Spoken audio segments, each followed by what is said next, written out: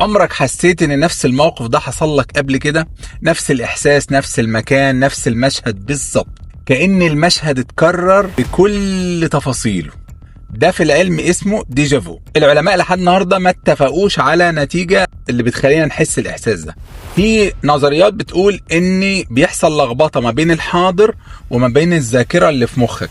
الاحساس ده يخض لانك ما بقتش عارف ده مستقبل ولا ماضي ولا حاضر، لانه رغم انه ده احساس لحظي لكن بيفضل معاك شوية وبيبقى عالق في ذهنك، وانت نفسك تلاقي له تفسير. وكل ما تقابل حد تقول له انا مريت باللحظه دي بالظبط، او ممكن في نفس اللحظه تكلم اللي قدامك تقول له انا مريت باللحظه دي بالظبط قبل كده، فهو يرد عليك ويقول لك وانا كمان برضو بشوف الحاجات دي بيمر عليا بنفس اللحظه.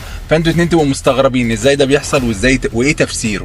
كل دي بقى في ناس بتسميها ميموري جليتش، يعني لحظه لخبطه في الذاكره. يعني انت بيكون عقلك بيفكر في حاجات كتير مع بعض، الخلاط بتاعك شغال. يعني الاحساس ده ساعات بيخوفك ان انت شفت المشهد ده، وساعات بيحسسك ان انت مكشوف عنك الحجاب، انت بتشوف حاجات لسه شفت حاجات قبل كده بتحصل دلوقتي، فانت نفسك بتبقى مش عارف هو انت كده حلو ولا انت كده جرالك حاجه.